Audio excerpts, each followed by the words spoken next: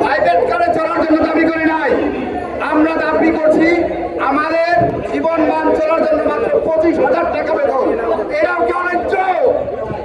এটা কিন্তু অন্যায্য না। এই শ্রমিকের সমস্যাটা একমাত্র রাষ্ট্র পরিচালনার ব্যর্থতার কারণে, কারণ রাষ্ট্র পরিচালনার সকল সেক্টরের হিসাব কিতাব সচিবালয়, এই সচিবালয়ের ভিতরে সব চোরের আড্ডাখানা। তারা শুধু পকেটে টাকা ঢুকায়, তারা কোনো দেশের চিন্তা করে না।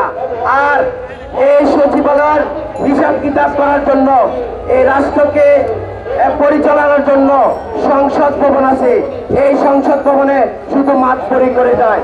দেশের যে সংকট, সেই সংকট তারা সমাধান করে না। তাই আমি মনে করি যে শ্রমিকরা যে বাংলাদেশে আন্দোলনের ঘুরপাক খাচ্ছে, এই আন্দোলনের টানা বেঁধেছে একমাত্র এই দেশের শাসকেরা। তাদের অধিক লুটপাটের কারণে এই শ্রমিক আন্দোলন জাগ্রত হয়েছে।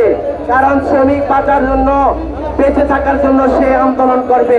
তাই শ্রমিক যে আন্দোলন করছে, এটা কি ভুল করছে আপনারা মনে করেন? তার বেঁচে থাকার জন্য।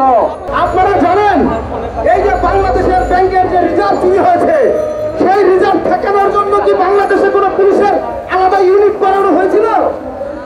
বাংলাদেশের এই যে বিভিন্ন ব্যাংক লুটের সাথে এই দেশের রাঘব বোয়ালরা জড়িত, এই ব্যাংক লুট ঠেকানোর জন্য কি কোনো পুলিশের ইউনিট ছিল? ছিল না।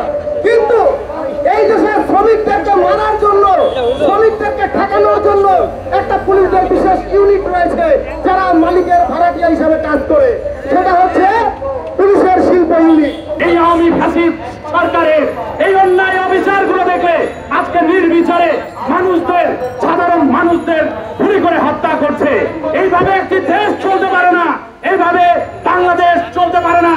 এই বাংলাদেশকে দেখার জন্য মুক্তিযোদ্ধারা 1971 সালে যুদ্ধ করে নাই, দেশের স্বাধীনতা ছিনিয়ে আনে নাই। আমরা বলতে চাই এই পুলিশ ভাইয়েরা যারা এই গত প্রোগ্রামে শ্রমিকদের আন্দোলনে হামলা করেছেন, আপনাদের বলতে চাই, আপনি যে পুলিশের চাকরি করেছেন, আপনার যখন বেতন বাড়ে তখন এই শ্রমিকরাই আপনাকে তালি দিয়ে সংবর্ধনা দেয়। কিন্তু এই পুলিশদের গায়ে কিভাবে এই শ্রমিকদের গায়ে আপনি গুলি করেন? আপনার কি বিবেক বাধা দেয় না? তারা তো আপনার গদিতে টান দেয় নাই, তারা আপনার বেতন কেড়ে নেয় নাই, তারা চেয়েছে তাদের ন্যায্য অধিকার। আমি বলতে চাই, সারা বাংলাদেশের শ্রমিক সমাজকে ঐক্যবদ্ধ হতে হবে। ছিন্নমূল ভাবে রাজপথে থাকলে এই সরকার আমাদের দাবি পূরণ করবে না।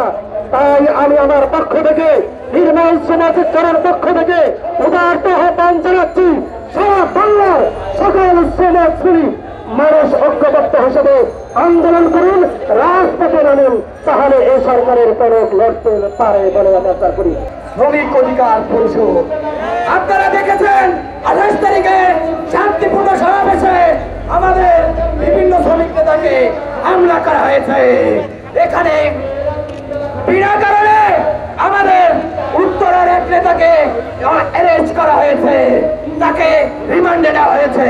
আমরা বলতে চাই, বন্ধুগণ, গার্মেন্টস শ্রমিক রাস্তায় নেমে গেছে, এখন শুধু বাকি আছে চালক ভাইরা। আপনারা যদি 3 দিন রাস্তায় থাকেন, এই সরকারের পতন এমনিতেই হয়ে যাবে।